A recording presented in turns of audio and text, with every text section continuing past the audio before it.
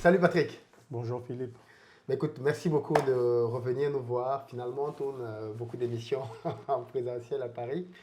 Et aujourd'hui, on va parler d'un thème que j'ai voulu aborder avec toi il y a très longtemps, parce qu'on va parler d'un personnage. Je souhaitais que, en parlant de l'Afrique, que l'on parle effectivement des événements, mais aussi des personnes, parce que les personnes, bien évidemment, incarnent aussi l'histoire de nos pays. Et on ne peut pas parler d'un pays comme la RDC, dont on a parlé longuement récemment, sans parler de quelques personnages clés qui permettent, je pense, de comprendre un peu mieux ce pays aujourd'hui. Et donc nous allons consacrer une série de, je crois, 3 vidéos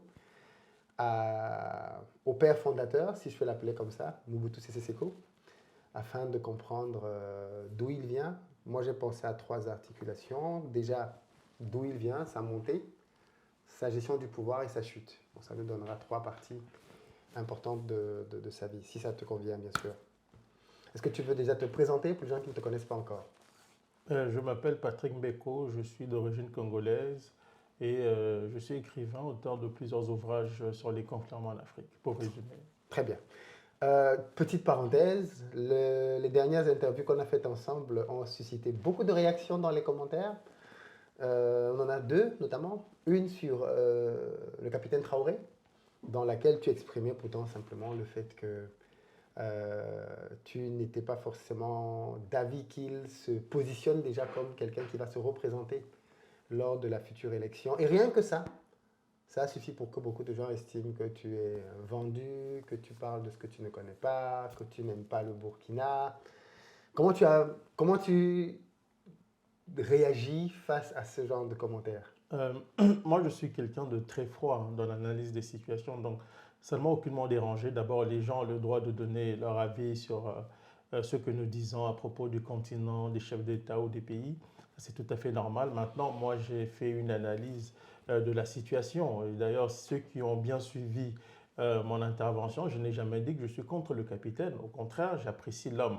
En revanche, toutefois, je dis que je trouve inopportun qu'il se présente lors des prochaines élections. Moi, je crois qu'il doit créer les conditions gagnantes pour son pays.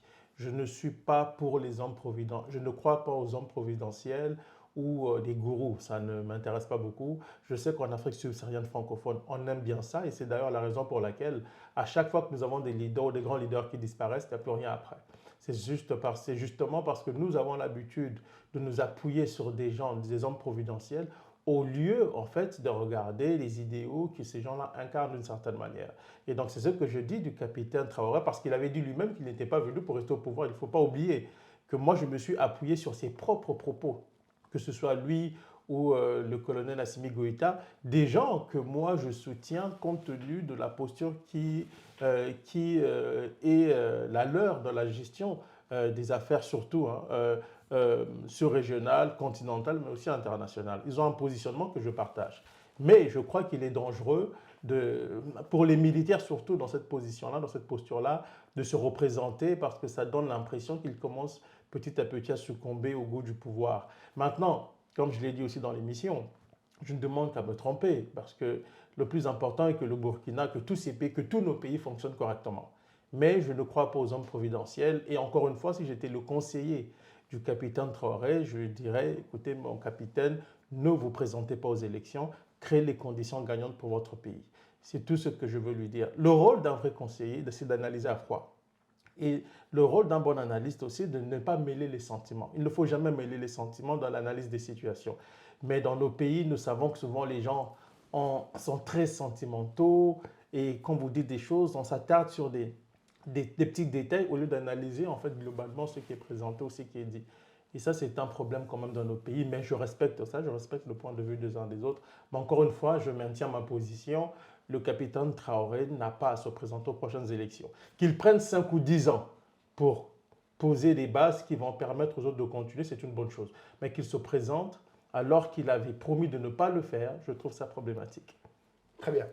On a aussi eu des réactions sur une autre vidéo. Cette fois-ci, c'était sur la situation au Rwanda. Pourquoi tes positions sur le Rwanda dérangent autant? Mais en fait, mes positions dérangent ceux qui défendent Kagame ou qui pensent qu'on ne doit pas questionner la version officielle.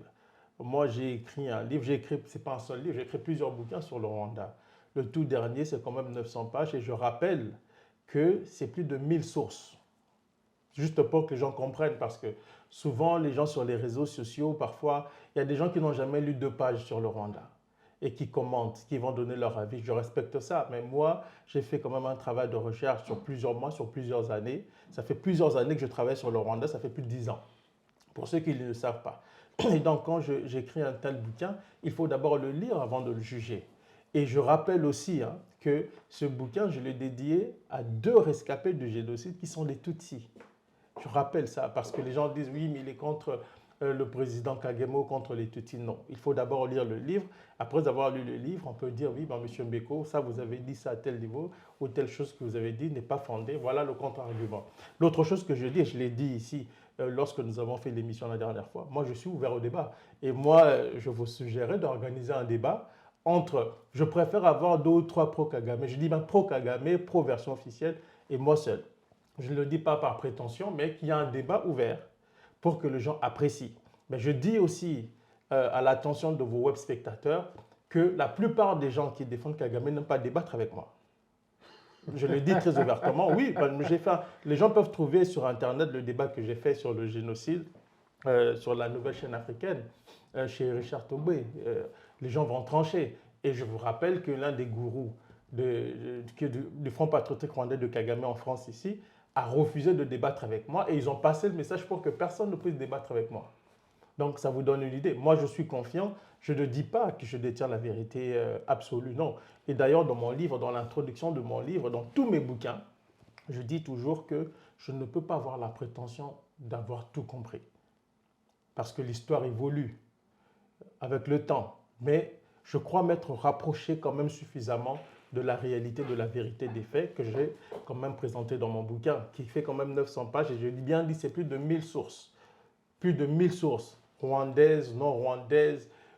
En tout cas, il y a plusieurs sources. Américaine. Donc, il y a tout, exactement. D'ailleurs, quand on était en off, je vous ai lu un rapport confidentiel de l'ambassade des États-Unis à Kigali. Je rappelle que les Américains sont les soutiens du Rwanda. Mais en privé, ce qu'ils disent entre eux rejoint un peu ce que je dis dans mon bouquin. Et je reproduis ce rapport ici. Je cite des Rwandais, y compris des proches de Kagame. Certains d'entre eux que moi, j'ai interrogé, avec lesquels j'ai eu des discussions. Je rappelle que j'ai eu des discussions avec l'ancien patron des services secrets rwandais de Kagame.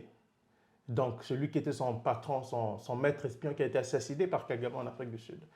Et ces gens-là ont fait des documents, ils ont tenu des propos qui sont publics, qui peuvent être vérifiés. Donc, avant de juger mon travail, il faut le lire. Maintenant, je comprends que sur les réseaux sociaux, nous avons du tout aussi. Il faut de tout pour faire un monde, et les réseaux sociaux, c'est tout un monde aussi. Donc, je respecte les avis des uns des autres de toute façon. Mais si les gens veulent débattre, parce que j'ai vu qu'il y a des gens qui ont dit qu'on aimerait débattre avec Patrick Mbeko, mais faites-le. C'est le public qui va trancher. Moi, je ne suis pas là pour dire au public de me croire, mais c'est de m'écouter et de vérifier ou de contre-vérifier. C'est ça qui est important. Il ne faut pas prendre pour argent comptant ce que Patrick Mbeko dit. Il faut le contre-vérifier et en fonction de cela, vous allez vous faire votre propre religion. Tout à fait. Exactement. Tout à fait. On peut à présent parler de Mobutu? Oui. Oui, Mobutu, première partie, que l'on va situer entre l'inconnu Mobutu jusqu'à Mobutu, président du Zaïre. Cette phase de sa vie-là. Et la première question que je veux te poser, c'est, on est bien évidemment ici dans les années 1960, on est au moment des indépendances, et il y a un personnage qui cristallise toute l'attention, ce n'est pas Mobutu, il est même d'ailleurs complètement inconnu à ce moment-là de l'histoire, même si en réalité il est présent, mais il est inconnu du grand public, parce que toute l'attention est portée par un homme, le leader, finalement de l'indépendance congolaise, Patrice Emery Lumumba, qui jusqu'aujourd'hui fait partie malheureusement de ces leaders africains partis trop tôt, qui étaient porteurs d'un idéal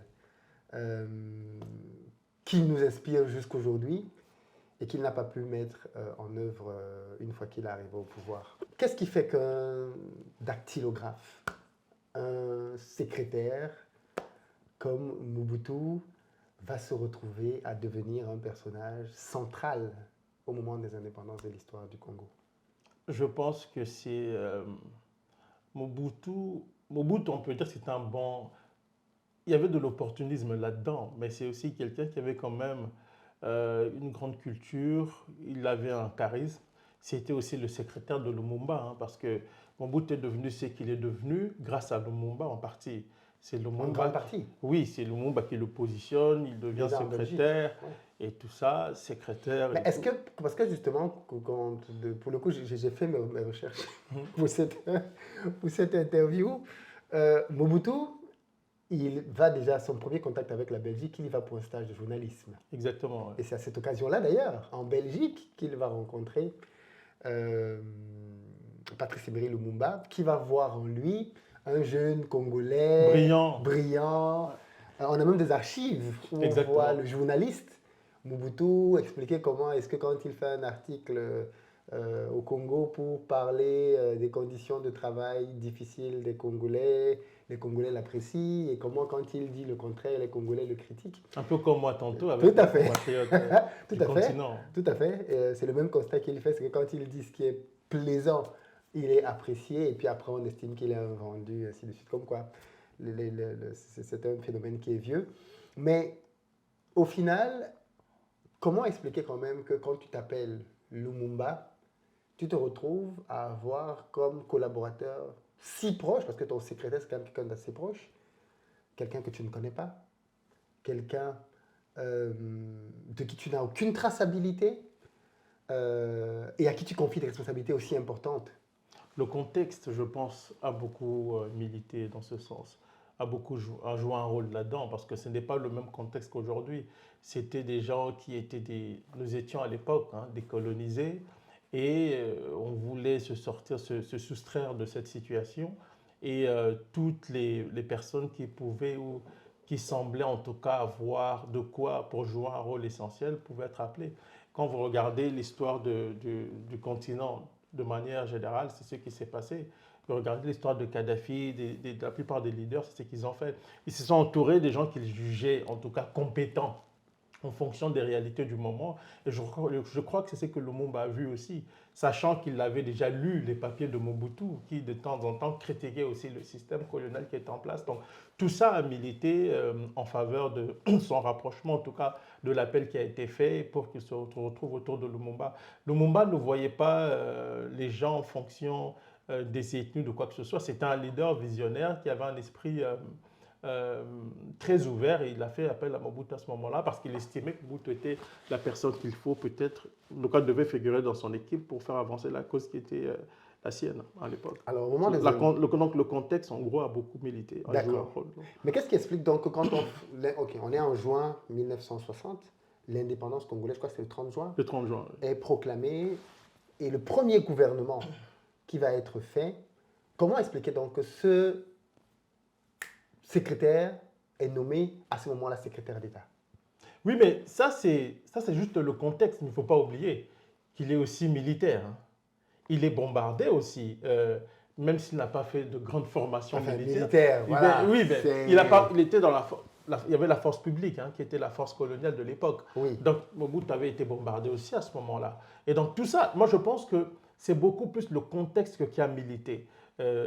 Pour que Mobutu soit positionné, il était proche de Lumumba, et c'est quelqu'un, quand Lumumba fait appel à lui, il se montrait loyal à l'égard de Lumumba. Donc tout ça a joué et a pu militer en sa faveur. Et c'est ce qui a fait que Lumumba l'a quand même bien positionné. Et pourtant, dès qu'il va y avoir la prise du pouvoir par... est-ce que tu peux quand même nous parler un peu? Parce que très rapidement, on va se rendre compte, notamment au moment de l'arrestation de Lumumba, quand les choses vont commencer à devenir compliquées, qu'il y a en fait un vrai problème tribal. Oui, C'est-à-dire oui, qu'on ne le voit pas comme ça en fil de loin, mais en fait, les événements qui vont se jouer à ce il y moment-là, avait un problème tribal, mais c'était secondaire. Le vrai problème était vraiment politique. C'est que la Belgique ne voulait pas accorder l'indépendance à la RDC, au Congo à l'époque. La Belgique ne voulait pas parce qu'il fallait... À l'époque, les Belges, l'outil de production au niveau de l'industrie extractive, de l'industrie minière belge était très puissant. L'outil était vraiment très puissant. Donc, ce qui fait que quand le Congo obtient l'indépendance, et Lumumba tient un discours, parce que tout part du bien sûr. discours. toutes ces questions. Le fameux discours. C'est le fameux discours parce que le président Kasavubu fait un discours complaisant dans lequel il cire carrément les pompes du roi. Il remercie la Belgique. Et le Lumumba entend ça, le Lumumba décide de prendre le contre-pied du président en faisant un discours révolutionnaire. Est-ce que ce discours a été préparé? Ben, je pense qu'il a été préparé. Je ne crois pas que. Il y a beaucoup de versions qui disent que. Oui, il y a des gens qui disent. C'est quand il a entendu le discours, mais on n'improvise pas. Non, on n'improvise pas. Moi, je pense que le Lumumba avait préparé son discours et quand il a entendu le président, il a décidé quand même de prendre ses responsabilités et de tenir les discours qu'il a tenus dans lequel il fait comprendre à l'opinion publique mondiale, pas seulement au roi qui est là, mais à l'opinion publique mondiale que l'indépendance n'est pas un cadeau de la Belgique, qu'elle a été obtenue au prix d'énormes sacrifices. Et à ce moment-là, pour la Belgique, c'était la ligne rouge à ne pas franchir. Et on décide de déstabiliser le Congo. Mais moi, dans mon tout premier livre, dans lequel je parle du rôle du Canada en Afrique centrale, je reviens sur l'assassinat de Lumumba, comment les Nations Unies ont pris part, comment le Canada et les Nations Unies ont pris part dans l'assassinat de Lumumba. Quand vous lisez les câbles diplomatiques américains et même belges, et vous vous apercevez que le projet de démembrer, par exemple, le Congo, de déstabiliser le Congo était déjà dans les cartons parce qu'on craignait que l'indépendance du Congo ne provoque l'effondrement du système colonial qui était en place et qui dominait toute l'économie. Parce qu'il y avait tout un système belge qui était en place, un système occidental de prédation qui s'était accaparé les ressources du pays, qui contrôlait pratiquement le pays au niveau économique et financier. Et on craignait déjà, et ça c'était avant l'indépendance, on retrouve des notes, par exemple de la Société Générale de Belgique, on voit des notes dans lesquelles il est mentionné qu'il faut peut-être penser au démembrement du Congo, en tout cas, au cas où le Congo accède à son indépendance. Donc quand Lumumba tient ce discours-là, c'est un choc pour les Belges. À ce moment-là, on décide de le déstabiliser. Et ça commence 5 jours après l'indépendance, que les troubles commencent, la Belgique se déploie, le Katanga fait sécession. Mais la démarche, elle est politique. Bien entendu, il y aura des velléités ethniques, mais ces velléités sont très secondaires par rapport à l'enjeu politique et économique qui se joue à ce moment-là, et géopolitique aussi, parce qu'on est en pleine guerre froide à ce moment-là. Donc il ne faut pas l'oublier. Le Lumumba prend position, ce qui irrite les Belges. Les Américains observent. Et les Américains, à l'époque, soutiennent Lumumba à bas bruit. Ça, c'est une chose qu'on ne dit pas. En tout cas, ils ne le soutenaient pas, mais ils étaient favorables à Lumumba. Lumumba est venu aux États-Unis, il est allé aux États-Unis et même au Canada. Il a rencontré les autorités de ces pays-là. C'est lorsque ces gens-là se sont aperçus que Lumumba n'était pas malléable, qu'il n'était pas prêt à faire des compromis par rapport au Congo et aux intérêts du Congo, que les Américains et leurs alliés ont décidé de tourner Kazak et de soutenir. Donc ils étaient avec lui, parce que Lumumba, historiquement d'ailleurs, ça n'a pas toujours été un révolutionnaire. Non, pas du tout. C'est sa rencontre avec... c'est son voyage au Ghana qui change tout. L'ancien Lumumba avait un peu la mentalité des autres leaders politiques de l'époque qui étaient très alignés sur l'Occident, qui étaient un peu aliénés. Il y avait une forme d'aliénation politique et culturelle. Et quand il va au Ghana, c'est la rupture. C'est un nouveau Lumumba. C'est maintenant le Lumumba révolutionnaire qui va naître au Ghana. Et c'est ça qu'on va observer quand il va revenir. Et ce sont ces prises de position là, après l'indépendance qui vont aussi mener en fait, à sa mort. Et donc, quand tu dis que quand est-ce que les Occidentaux étaient avec lui, pas les Occidentaux, les Américains. Les Américains n'avaient pas... Puisque les Américains, il faut comprendre une chose, hein, on l'ignore beaucoup. C'est que les Américains, eux, n'avaient pas de problème à ce qui est de la décolonisation. À partir du moment où ils pouvaient tirer profit de cela. Parce que les colons, c'était qui? C'était les Européens, il ne faut pas l'oublier. Les Américains n'avaient pas de colonies en Afrique. Par contre, ils pouvaient tirer profit de la décolonisation en intégrant un certain nombre de pays africains dans leur giron. En tout cas, c'était ça l'ambition. Quand Lumumba va aux États-Unis, il est accueilli quand même avec tous les honneurs, ce qui irrite la Belgique. Et après les États-Unis, il va au Canada, il est allé chercher de l'aide. Quand ils se sont aperçus que Lumumba n'allait pas changer son fusil, il est resté le même révolutionnaire et qu'il n'avait pas changé son fusil, pardon, c'est devenu un problème. Et à ce moment-là qu'on voit un changement dans la politique des États-Unis qui décide de se rapprocher de la Belgique pour neutraliser Lumumba. Et ils vont utiliser plusieurs personnalités politiques, y compris Mobutu. Oui, parce que Mobutu, finalement, il va prendre position quand les émeutes vont... Parce qu'il y a une crise politique, il ne faut pas oublier. À l'époque, il y a une crise politique entre le président et le Premier ministre. Le président est très pro-occidental, très pro-belge, le président Kasavubu. Le Lumumba n'est pas contre les Belges. il est pro-Congo. Il faut toujours le rappeler parce que quand vous lisez certains bouquins, on présente Lumumba comme étant un communiste et c'est d'ailleurs à cause de ça que les Américains vont s'activer pour le neutraliser. Quand vous lisez les notes de la CIA à l'époque, la fameuse note du patron de la CIA de l'époque qui dit menace communiste, Lumumba, tout, il faut le neutraliser. On essaie d'empoisonner sa pâte dentifrice, et plusieurs tentatives qui ont été tentées parce qu'il était présenté comme communiste. Bon, je ne vois pas pourquoi on va tuer quelqu'un parce qu'il est communiste, mais c'était comme ça pendant la guerre froide. Mais en réalité, Lumumba n'était pas pro-communiste, il défendait les intérêts du Congo et c'est la raison pour laquelle il est allé aux États-Unis puis au Canada demander à ce que ces pays-là puissent l'aider en formant des cadres congolais parce que nous n'étions pas formés. Il ne faut pas oublier que des gens comme Mobutu n'avaient pas des grands diplômes. On les appelait un peu les évolués, des gens qui sont allés à l'école, qui ont fait, c'était quoi? C'était l'école primaire, la sixième primaire, pratiquement, à l'époque. Et les Belges s'étaient arrangés pour ne pas former une élite congolaise capable de prendre son destin en main. Donc c'était fait à dessein, et le monde était allé justement au Canada et aux États-Unis pour demander de l'aide, pour trouver de quoi qui allait faire qu'il y aurait eu, on allait former en fait des élites congolaises. Et ils n'avaient pas de problème avec ça. Mais espéraient que Lumumba allait quand même jouer le jeu de l'époque. C'est que Lumumba n'a pas fait et ils ont décidé de se débarrasser de lui. Et les Canadiens ont joué un rôle là-dedans, les Américains, et l'ONU aussi qui était noyautée. Donc, quand ce que nous avons vu plus tard en Côte d'Ivoire, au Rwanda, avec les casques bleus, ça a commencé au Congo. La première mission des Nations Unies en Afrique, de casques bleus, c'était au Congo à l'époque, l'ONU. Et l'ONU avait été noyautée par les Américains. Il y avait un groupe dedans qui s'appelait le Congo Group, qui était composé d'Occidentaux et des Américains, qui travaillaient parallèlement, qui prenaient des décisions parallèlement aux décisions officielles qui étaient prises par les Nations Unies. Ce qui permet de comprendre un peu les tergiversations de la mission de l'ONU au Rwanda jusqu'à l'assassinat de Lumumba. D'accord. Donc on est dans ce contexte de crise-là, dans lequel entre le président et le Premier ministre, Oui, il y a deux visions complètement différentes. oui. Il y a des émeutes Oui. à ce moment-là.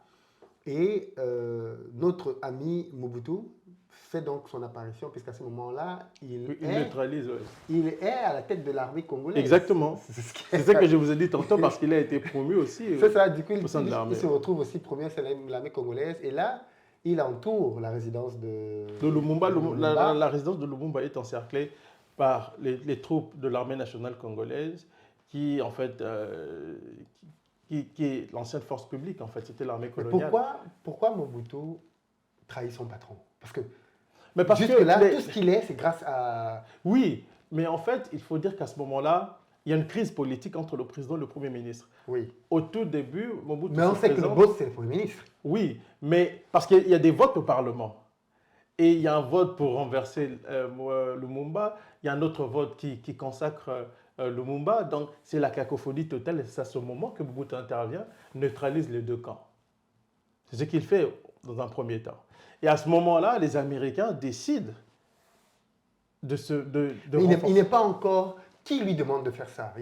Lui-même. De lui-même. Mais je pense que quand on regarde les notes diplomatiques, on voit bien que les Occidentaux ne sont pas très étrangers à ça. Mais à l'époque, constitutionnellement parlant, hein, entre guillemets, Mobutu n'avait pas vraiment de pouvoir légal, légitime pour faire ça, mais il l'a fait parce que le pays était bloqué à cause des troubles, à cause des tensions entre la primature et la présidence. Mais c'est surprenant quand même. Oui, mais je pense que les Américains étaient derrière ça. Moi, je crois que les Américains suivaient tout. On sait aujourd'hui que Mobutu allait souvent à l'ambassade des États-Unis chaque soir. Hein, il rencontrait l'ambassadeur Claire Timberlake tout à l'époque. Mais il faut aussi comprendre aussi à l'époque, et c'est important d'apporter cette nuance-là, c'est que nous sommes quand même en 1960. Hein. Ils sont jeunes, hein. Ils ont la trentaine tous. C'est vrai que la trentaine de l'époque, c'est plus comme la trentaine d'aujourd'hui, c'est évident. Mais à l'époque, ils n'ont pas la maîtrise des enjeux de manière globale. Ils comprennent un peu ce qui se passe. Lumumba comprend très bien, Mobutu comprend aussi, mais je pense qu'ils étaient dépassés aussi par les événements et compte tenu de la conjoncture de l'époque, chacun jouait sa partition en fonction des injonctions qui venaient de l'étranger. C'est ce que je crois. Mais ils ne maîtrisaient pas tout ce qui se passait à ce moment-là. Le rôle de la CIA, des services de renseignement belges, de tous ces services qui gravitaient et qui les utilisaient en fonction de leurs intérêts. C'est ce que je crois. Alors, on voit donc Mobutu à ce moment-là, qui a neutralisé les deux camps, comme tu dis. Et paradoxalement, pendant même qu'ils sont neutralisés, chacun a signé à résidence. Les journaux, bizarrement, parce que ça c'était intéressant avec Mobutu, c'est que ça tu me diras peut-être d'après toi pourquoi plus tard, il a beaucoup parlé à la presse, ce monsieur quand même. Toute sa vie, il y a C'est un bon tellement de... orateur, il y a Oui, oui, beaucoup de il y a choses. beaucoup de traces de Mobutu parce qu'il a beaucoup parlé. Et là, on a des journaux belges qui font une interview à Lumumba, assigné à résidence, dans lequel on lui demande, mais c'est ton gars quand même, Mobutu, que tu as pris, et c'est lui qui est en train de te bloquer comme ça à résidence. Et là, Lumumba a cette phrase qui me rappelle Thomas Sankara avec Blaise Compaoré, dans laquelle il dit, en gros, je suis moi-même très surpris, mais je le laisse à sa conscience. Il répondra devant sa conscience. Ça rappelle un peu Oui. Sankara qui dit que lui ne trahira pas une amitié, ainsi de suite. Euh, cette supposée grandeur d'esprit que ces leaders voulaient avoir, est-ce que ce n'est pas une faiblesse pour un dirigeant? Aujourd'hui, on peut le dire, mais à l'époque, il faut toujours, vous savez, c'est plus facile d'analyser les événements en fonction des réalités du présent. Mais le bien rétrospectif, franchement, mais il faut toujours faire attention. À l'époque, ça pouvait se comprendre. À l'époque, ça pouvait se comprendre. Même quand Sankara le fait ou il le dit, c'est parce qu'il y a une prédisposition psychologique au regard de la réalité du moment qui n'est plus celle d'aujourd'hui. Donc quand Lumumba le dit, il se dit peut-être qu'il va revenir à la raison. Parce que, comme je l'ai dit, ils avaient la trentaine. Ils ne maîtrisaient pas tout. Hein, parce que même après l'assassinat de Lumumba, la personne qui réhabilite sa mémoire, c'est Mobutu. Oui, oh non, ça on va arriver à ça. Oui, C'est pour des raisons purement politiques. C'est pas par oui et amour non. pour Non, non, je Lumumba. crois, oui et non. Je crois que euh, vous savez, Philippe, souvent on en parle justement, même quand on a parlé la dernière fois des événements en Afrique de l'Ouest, je vous ai dit, l'exercice du pouvoir est très complexe. Surtout pour des gens qui sont en dehors du pouvoir, qui voient le pouvoir de très loin. Affronter les réalités du pouvoir quand on est dedans n'a rien à voir avec ce qu'on observe quand on est à l'extérieur du pouvoir. Et je pense que comme Mobutu est arrivé au pouvoir, il y a des choses qu'il a compris et nous allons y revenir parce qu'on oublie qu'il va devenir aussi l'adversaire de ceux qui l'ont fait roi. Donc tout ça permet d'avoir du recul et surtout moi, tout ça me permet d'avoir de la distance et d'apporter de la nuance à cette complexité. Parce que c'est très facile de juger avec les yeux d'aujourd'hui les événements passés. Mais à l'époque, peut-être que ça s'expliquait, ça pouvait se comprendre. Moi, de mon point de vue, c'est une faiblesse. Mais je le dis aujourd'hui parce qu'on a des éléments d'appréciation qui nous permettent d'avoir cette distance-là. Mais à l'époque, si j'étais là à l'époque, j'aurais tenu les mêmes propos peut-être. Alors, pour revenir donc dans l'histoire, Mobutu fait effectivement euh, arrêter euh, Lumumba, qui essaye, qui malheureusement rate sa tentative de... Déjà, qu'est-ce qui fait que il rate sa tentative parce qu'il veut s'échapper. Oui, il va s'échapper. Il va même Il va s'échapper. s'échapper. Et Moi, il va être repris grâce aux renseignements, notamment américains, parce qu'il y a un documentaire dessus sur Internet qui... mais moi, je révèle dans mon livre, Oui. mon premier livre, que la personne qui permet d'identifier le moment de l'arrêter, c'est un officier canadien de la mission des Nations Unies, le lieutenant-colonel Berthiaume. C'est lui qui appelle Mobutu pour lui dire « Ah, tu cherches Lumumba, on sait où il est, on sait où il sera demain. » Et c'est comme ça que Lumumba se fait cueillir. Bien entendu, si les Canadiens étaient au courant, c'est sûr que les Américains l'étaient aussi. Parce qu'ils appartiennent tous aux Five Eyes, la grande famille de renseignement anglo-saxon. Donc oui, c'est sûr que les Américains ont joué un rôle là-dedans. Mais c'est encore une fois, comme je dis, les acteurs congolais, Mobutu, les Kasavubu et les autres étaient des pions dans un échiquier beaucoup plus vaste. C'est ça la réalité du moment. Donc, pour toi, c'est un Canadien qui appelle Mobutu pour lui dire... Non, non, c'est démontré. Il s'appelle Berthiaume, le lieutenant-colonel Berthiaume, qui était un officier de la mission des Nations Unies au Congo, de l'ONU. Je rappelle qu'au sein de la mission des Nations Unies, il y avait une division. Les Ghanéens et tout ça voulaient sécuriser Lumumba. Mais les autres ne voulaient pas, les Occidentaux notamment. Je rappelle aussi, comme je le montre dans mon livre, les soldats congolais ont affronté les casques bleus canadiens au Congo à l'époque, à 4 reprises.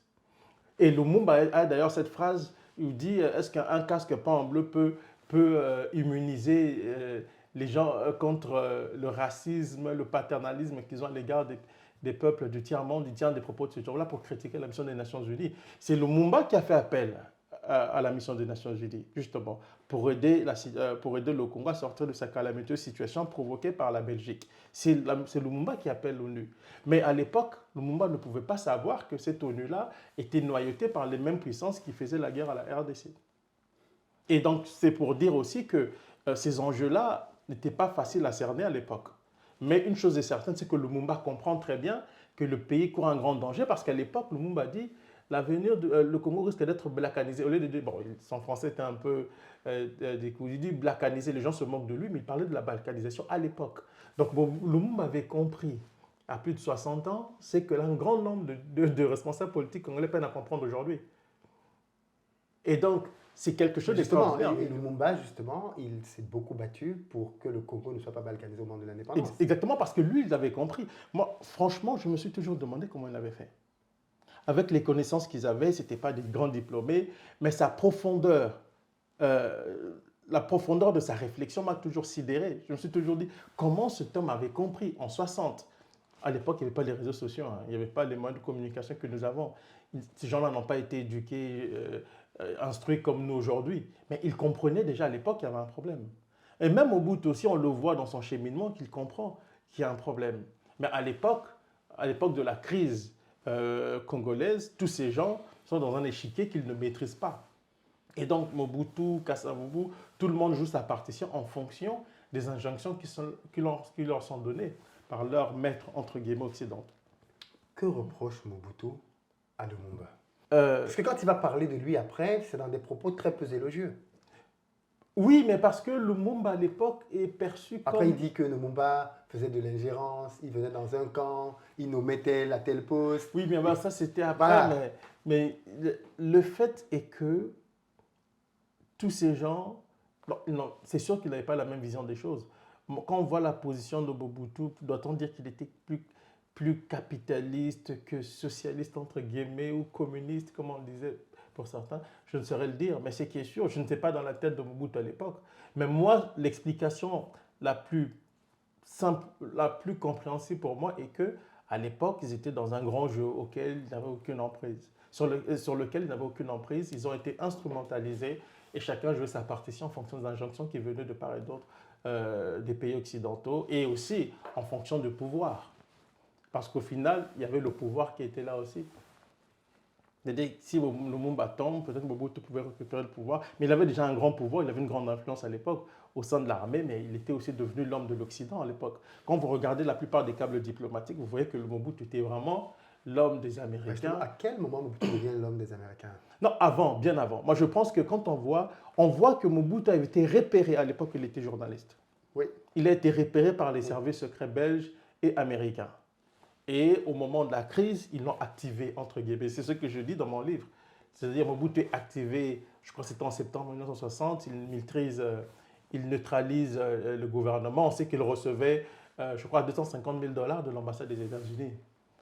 Donc, on voit bien qu'à cette époque-là, les Américains sont en train de jouer leur partition au Congo et se servent alors de Mobutu. Mobutu, donc, décide. Alors, de ta connaissance aujourd'hui, quel est le rôle que Mobutu va jouer dans l'assassinat de Lumumba? Ça, c'est très complexe. Hein. J'ai toujours dit, on a vu, les images Il y a existent. beaucoup de versions. Où Lumumba est arrêté, il est tabassé, Mobutu est assis à côté, les images existent. Il est arrêté, il est emmené au Katanga, où il va être assassiné. Le problème, c'est, est-ce que Mobutu avait donné l'ordre de l'assassiner? On n'a pas cette preuve. Il y a une commission, parlementaire belge sur l'assassinat de Lumumba qui a statué que la Belgique avait joué un rôle important et les Belges se sont même excusés, ils ont demandé pardon. Maintenant, est-ce que Mobutu a une responsabilité directe dans l'assassinat? Je dirais non. Une responsabilité indirecte, oui, dans la mesure où ce sont eux qui ont arrêté Lumumba, il a été transféré et où il a été assassiné. Oui, mais justement, est-ce que on peut dire qu'elle est indirecte quand on sait que c'est un peu comme si tu envoies quelqu'un dans la fosse au lion.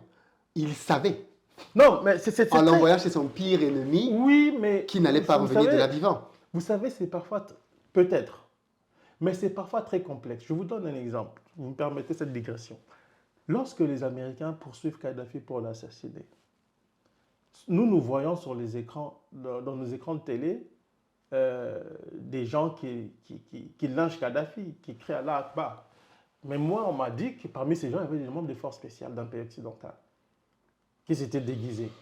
Officiellement, ce sont les Libyens qui l'ont assassiné. D'autres sources vont vous dire que c'est un membre des services secrets d'un pays occidental qui a assassiné Kadhafi.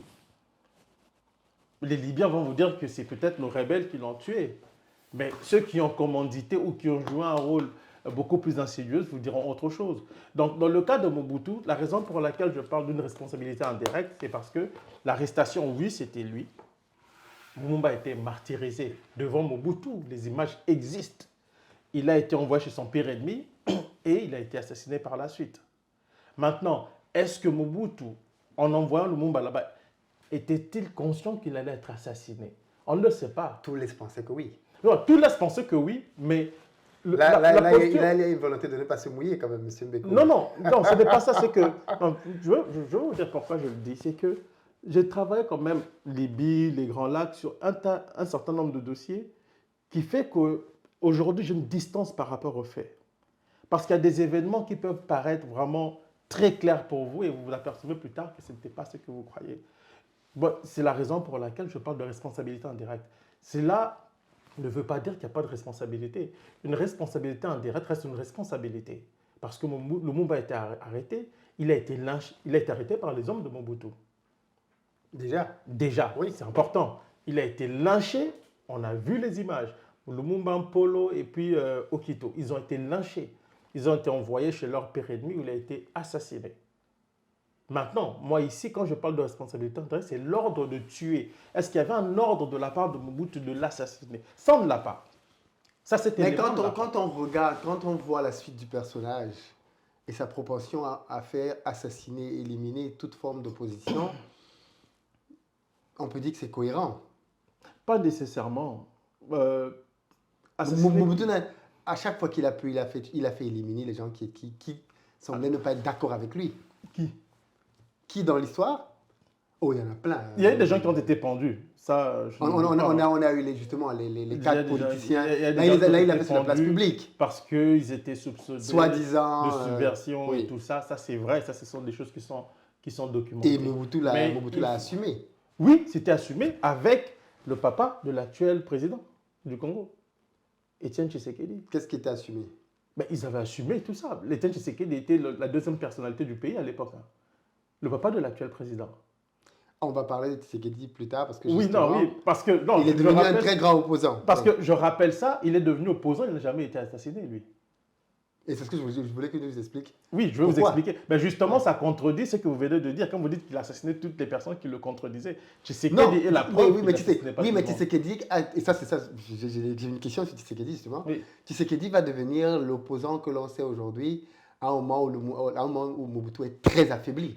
Non, à l'époque, il est encore très fort. Le problème, c'est que Tshisekedi était son ami. Vous savez, la politique en Afrique elle est très complexe. Vous avez des gens qui étaient des opposants la journée et qui étaient des amis du président la nuit. Et au Congo, il y avait beaucoup de gens comme ça à l'époque du Zaïre, qui étaient des opposants la journée, qui critiquaient le maréchal. C'est de bonne guerre. Je vois mal le maréchal avoir peur d'éliminer quelqu'un parce qu'il est son ami. Non, mais ce n'est pas ça. Ce n'est pas aussi simple. Quand vous éliminez, vous savez, à tous ces gens des droits de l'homme qui sont là, ce sont des taches noires dans votre dossier. Je ne dis pas qu'il n'a pas éliminé. Il faut faire attention. Tout ce que je dis, c'est... Il a éliminé les étudiants, enfin, il a fait éliminer beaucoup de gens. On arrivera à la question des étudiants. Justement, je vais vous démontrer qu'il n'y a jamais eu de massacre des étudiants à Lubumbashi. Il n'y a pas eu de massacre d'étudiants? Il n'y a jamais eu de massacre de Lubumbashi. Vous voyez comment vous êtes choqués. Et pourtant, il n'y a pas eu de massacre d'étudiants? Il n'y a jamais eu de massacre. Il y a eu un seul mort, un étudiant qui s'appelait Ilombe et qui souffrait d'insuffisance rénale. Un seul étudiant? Oui, il n'y a jamais eu de massacre de Lubumbashi, ça n'a jamais existé. On va arriver à ça. C'est pareil à ce qui vous êtes choqués maintenant. Mais c'est pareil à ce qui s'est passé au Rwanda. Quand on a traité le président Habyarimana, on a dit qu'il commettait une politique de génocide. On a découvert que c'était faux. Et même la source des organisations des droits de l'homme, c'est un gars qui appartenait au parti de Kagame et qui a été assassiné par la suite. Bon. Donc si on revient à Lumumba... Il n'y a pas de preuve que Mobutu a donné un ordre pour l'assassiner. Moi, c'est à ce niveau. Je ne dis pas que le Mobutu n'a pas joué un rôle dans les événements qui ont mené à son assassinat. Oui. Je dis simplement que Oui, il y a eu de la torture, tout ça, on a vu, les images existent. Mais, Par contre, l'ordre, moi, c'est à ce niveau. L'ordre d'assassinat Lumumba, on n'a pas. comment voulez-vous avoir, tu vas avoir la preuve? Non, parce que dans certains dossiers, il y a eu de l'ordre. Quand on a pendu les gens à Kinshasa, l'ordre était venu Alors, fonctionner. une chose que j'ai apprise en lisant les dossiers sur Mobutu, c'est que le pseudonyme de Léopard n'était pas fortuit. Les gens qui sont très proches de lui, ses anciens ministres et autres notamment, ont dit que c'était quelqu'un qui n'attaquait jamais frontalement. C'était un peu comme un léopard, c'est pas un animal qui va venir comme ça directement sur toi, il va être sur un arbre, il va se tomber sur sa proie par derrière, et que c'est comme ça que Mobutu procédait. On va rarement voir Mobutu frontalement dire « je vais te faire du mal », ainsi de suite. Pas du tout, c'est le genre au contraire. Vous discutez, il te rassure même, et dès que tu tournes le Mais dos avant que tu le la partes, plupart des chefs d'État le font. voilà. Donc, on ne va pas trouver un ordre formel forcément dans lequel Mobutu est en train de dire allez le tuer. Mais si on le maltraite Non, mais devant lui, si on ne trouve pas l'ordre, je vous ai dit qu'il y a une commission parlementaire belge. Les Belges étaient très impliqués. Les Belges, eux, oui, l'ordre d'assassiner, on sait qui a tué, qui a découpé les le Américains Lumumba. même, oui. Non, non, pas les Américains, les Belges. Non, les Américains étaient Oui, oui, d'accord pour ils le étaient faire d'accord. éliminer, oui. Mais Gérard Suette, le Belge, qui avait gardé la dent de Lumumba, il l'a dit. Il a expliqué comment ils ont découpé son corps. Il y a des gens qui l'ont fait. Oui. Le nom de Mobutu ne revient pas. C'est ce que j'essaie de vous expliquer. C'est-à-dire que les faits, on sait ce qui s'est passé. Mais quand on me pose la question de savoir est-ce que Mobutu a donné l'ordre d'assassiner Lumumba, non. Il aurait pu le faire lui-même. Il n'avait pas besoin de l'envoyer au Enfin, Katanga. non, on n'a pas de preuve. Non, on n'a pas cette preuve-là. Merci. Merci pour la correction. On n'a pas cette preuve-là. Mais il aurait pu le faire lui-même, puisqu'il était dans ses mains. Mais ils l'ont envoyé au Katanga. Et c'est d'autres personnes qui l'ont. Et là, je trouve que tu négliges le phénomène ethnique quand même. Le phénomène Non, tribal. je ne néglige pas le Parce que phénomène qui étaient tribal. ses pires ennemis? Non, je ne néglige pas le phénomène tribal. C'est que si on analyse la crise congolaise de l'après-indépendance, le phénomène tribal va jouer un rôle essentiel à un moment donné. Mais ce phénomène est secondaire par rapport à la crise sociopolitique et géopolitique du moment. Parce que tous les acteurs, y compris les suprématistes tribaux, sont instrumentalisés par les forces extérieures. C'est de ça que je parle. À partir de ce moment-là, l'ethnie devient un élément opérant. Vous comprenez? Elle joue un rôle, mais ce n'est pas un rôle de premier plan. La crise, elle est d'abord politique et géopolitique. Et il suffit de lire les comptes rendus du Conseil de sécurité à l'époque. Il y a plusieurs résolutions sur le Congo à l'époque, où les Américains et leurs alliés affrontent les Soviétiques et leurs alliés. Parce que la crise congolaise à l'époque divise déjà le monde. Et la mort de Lumumba, on ne le sait pas, beaucoup de gens ne le savent pas, mais provoque des réactions à travers le monde. Oui. Pourquoi? Parce que la crise, elle est internationale. Donc, la crise, ce n'est pas une crise congolaise. C'est une crise congolaise sur fond de rivalité entre grandes puissances et leurs satellites, puisque nous sommes en pleine guerre froide. Et le Congo est un pays extrêmement important, autant pour les États-Unis que pour les Soviétiques. Oui. Et c'est la raison pour laquelle, d'ailleurs, il y a une université, Patrice Emery Lumumba, il y avait une université là-bas, en Union soviétique, en URSS, qui portait le nom de Lumumba. Donc c'était une crise qui allait au-delà de la question congolaise. C'est la raison pour laquelle je dis, je ne néglige pas la dimension ethnique, mais elle était secondaire par rapport à la crise géopolitique qui impliquait des grandes puissances. Mais quand on voit justement tout le remue-ménage que la mort de Lumumba va créer, y compris une révolution armée exactement. de la part des gens de sa tribu qui vont d'ailleurs prendre... Non, ses partisans. Ses partisans qui vont se retrouver à prendre 2/3 du pays. Oui, ils vont contrôler 2/3. Ils vont contrôler 2/3 du pays et Mobutu, une fois de plus, va être sauvé par ses alliés. À aucun moment, parce que moi je me dis, si Mobutu n'était pas pour son assassinat, à ce moment-là, il va se dire, mais pourquoi vous avez tué ce mec? Regardez ce que c'est en train de causer. Oui, mais parce il que... ne dit pas ça. Parce que, vous savez, Philippe, personne ne s'attend à ce qu'on vive de tels événements. C'est comme aujourd'hui. Si vous prenez le cas aujourd'hui de la guerre en Ukraine, l'OTAN soutient l'Ukraine, la Russie trace des lignes rouges. Mais comme l'a dit Henri Guénaud, l'homme politique français, on sait que c'est la dernière ligne rouge quand la situation bascule. On le sait après, en fait, que c'était la dernière ligne rouge. Donc, quand on attrape le mouvement l'assassin, est-ce qu'on s'attend à ce qu'une partie du pays brûle? Pas nécessairement. Parce qu'à l'époque, vous avez des gens... se dire ça, c'est le oui, mais leader... est-ce que vous pensez que les leaders congolais de l'époque le comprenaient? Lumumba avait une compréhension assez poussée des événements, mais pas eux. Mobutu peut-être aussi, dans une certaine mesure, mais pas eux. C'est la raison pour laquelle je dis, quand on analyse la question, la crise congolaise de l'époque, il ne faut pas sous-estimer le poids des implications étrangères et la non-maîtrise des enjeux par les acteurs congolais de l'époque. Je vous ai dit tantôt que Lumumba a compris à plus de 60 ans, c'est que certains Congolais aujourd'hui ne comprennent même pas. La grande majorité des Congolais ne comprennent pas. Quand vous parlez de cette histoire de balkanisation, de tous ces enjeux géopolitiques, allez au Congo, ils ne le comprennent pas. La plupart des hommes politiques ne le comprennent même pas. Mais Lumumba l'avait compris à 60 ans. Bon, si aujourd'hui il y a des gens qui ne le comprennent pas, imagine à l'époque, les autres acteurs qui étaient là, les Kassavubu. Quand Kassavubu tire les pompes du roi belge, est-ce parce que il veut être le bon nègre de maison ou tout simplement parce qu'il était aliéné par le système colonial de l'époque. Donc c'est comme ça qu'il faut analyser. Il faut avoir une distance par rapport à tout ça. Parce que nous ne sommes pas dans la tête de ces gens-là pour comprendre peut-être comment ils le voyaient. Nous interprétons, nous analysons en fonction des éléments que nous avons aujourd'hui de manière rétrospective. Mais à l'époque, peut-être que ce n'était pas, on ne pouvait pas s'attendre à cette situation-là, à ce que la situation du pays explose. Mais pourquoi les Alliés vont soutenir Mobutu quand le pays est pris? Oui, ben parce que Mobutu, quand vous lisez les câbles de la CIA, par exemple, vous apercevez que pour les Américains, c'était le seul qui était capable de tenir le pays. Et c'est la raison pour laquelle il faut le soutenir. Et Mobutu va tenir le pays comme les Occidentaux vous voulez l'entendre, parce que, encore une fois, nous sommes en pleine guerre froide. Si le Zaïre tombe dans l'escarcelle de l'Union soviétique, c'est une catastrophe. Donc il fallait l'empêcher. Il n'y a pas seulement une guerre entre Congolais, il y a une autre guerre qui se déroule, mais à un autre niveau, et qui implique des grandes puissances. On soutient Mobutu pas parce qu'on l'aime nécessairement, mais parce qu'à travers lui, on peut préserver le Zaïre de la poussée communiste, dans l'entendement bien entendu des Occidentaux et des Américains. Et c'est ce que Mobutu va s'atteler à faire quand il va prendre le pouvoir, puisqu'il va fermer l'ambassade de l'Union soviétique au Congo pendant plusieurs années.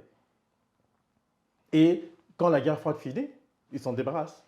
Mais ceux qui l'ont fait roi vont s'en débarrasser justement, parce que sa valeur utilitaire et en fait, il n'était plus utile pour les Occidentaux et particulièrement pour les Américains.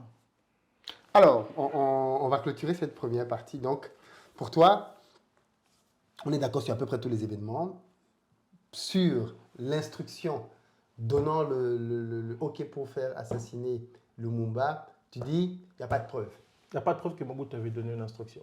Il n'y en a pas. Par contre, les Belges qui l'ont tué ont clairement expliqué. Si les Belges l'ont tué comme ils l'ont fait, c'est parce que l'ordre venait en tout cas de Belgique. Parce que les Belges voulaient s'en débarrasser, les Américains aussi. Ils ont voulu l'empoisonner. Pourquoi la cruauté dans sa mort? La cruauté? Pourquoi le côté... Oui, ben parce qu'il avait été tué, on l'a enterré. Et puis ils se sont dit, ben, si ses partisans se devenir dans sa tombe, il va devenir encore un martyr et tout ça, il faut faire disparaître son corps. C'est comme ça qu'ils vont faire sortir, ils vont déterrer son corps et puis ils vont le découper et puis ils vont le verser dans l'acide. Et le monsieur va garder une dent de lui, il va d'ailleurs s'en vanter, il va le dire publiquement. Nous l'avons coupé pendant toute la nuit et tout ça, il va expliquer. C'est diabolique, mais c'est comme ça. Des excuses, mais pas de réparation. C'est toujours comme ça. Et si vous avez si le Congo ne s'impose pas, il n'y aura pas de réparation. Et ce n'est pas seulement le Congo, il y a beaucoup de pays africains, le Cameroun, tous ces pays qui ont connu des atrocités à cause des anciennes puissances coloniales. À un moment donné, il appartient aux responsables de ces pays-là de se lever et de dire, d'exiger au moins des réparations, pas seulement des excuses. Mais ça aussi, c'est une question de rapport de force. Alors, on arrive au terme de notre première partie sur l'ascension de Mobutu. Qui arrive au pouvoir. Et donc, dans la deuxième partie, nous allons parler de l'exercice du pouvoir de Mobutu. Et tu nous expliqueras comment, d'après toi, il n'y a pas eu de massacre de Lubumbashi. Ouais.